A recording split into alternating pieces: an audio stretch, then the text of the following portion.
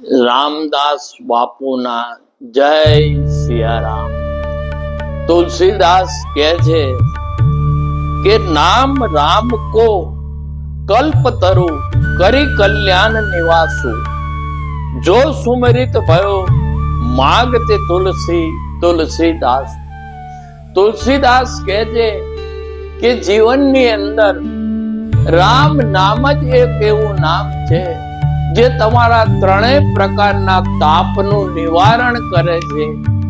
તમારી ભૌતિક ઈચ્છાઓ, તમારી લૌકિક ઈચ્છાઓ કે તમારા મનની કોઈ પણ ઈચ્છા જો રામ નામ જપવામાં આવે, રામ નામના જાપ થાય તો ક્યારેય અધૂરી રહેતી નથી।